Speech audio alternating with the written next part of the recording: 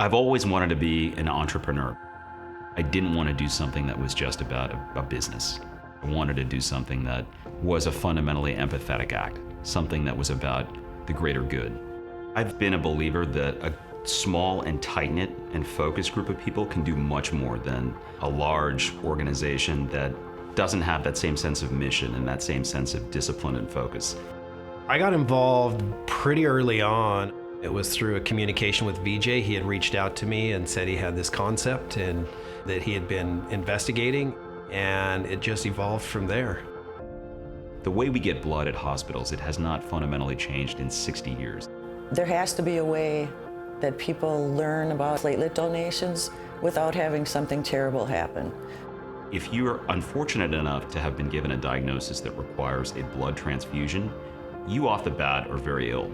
Those diagnoses can range from auto accidents. There's something called hemorrhagic shock, which means that people have lost a tremendous amount of blood, and that blood loss needs to be stopped. And one of the main ways that you stop that blood loss is via the transfusion of platelets.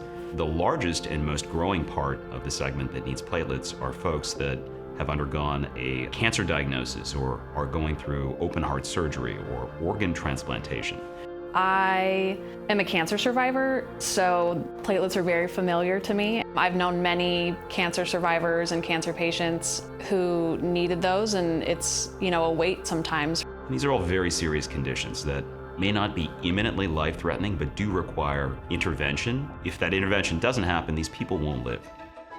Our mission, it can be broken down in two ways. One is to think about the state of the supply.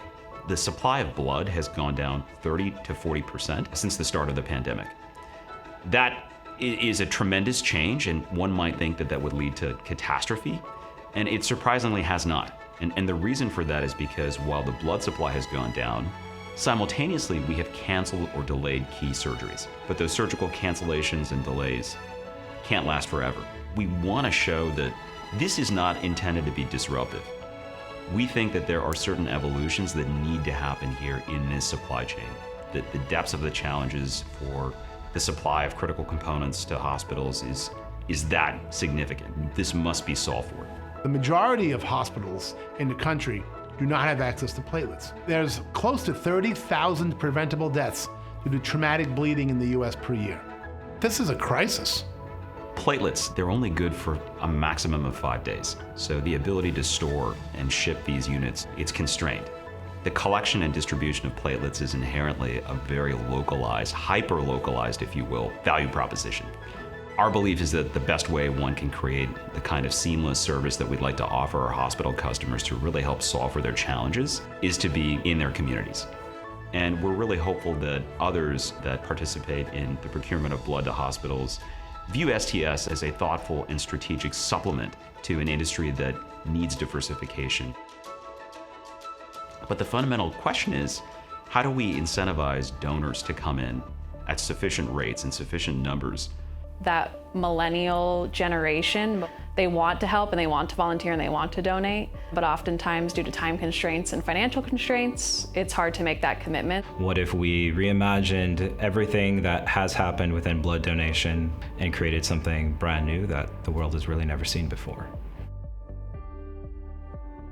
They specifically set it up to feel like a spa. Come see these amazing donor suites and how comfortable they are.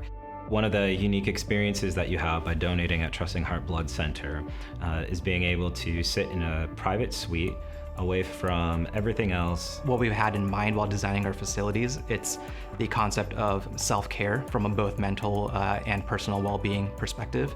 Our centers are designed to be very socially distanced and donor-friendly from a both privacy standpoint as well as from a hygiene and healthcare standpoint. So you can continue to be a donor in difficult times and continue to help out patients, especially during this environment where they need it the most. You're probably in a place in your life where you're not thinking about what it feels like to be in a hospital, about to undergo chemotherapy cycle, about to undergo open heart surgery, about to undergo an organ transplant. So while that might not be something you're thinking about today as somebody in your 20s and early 30s, it's something we should all be thinking about because eventually we will require that care.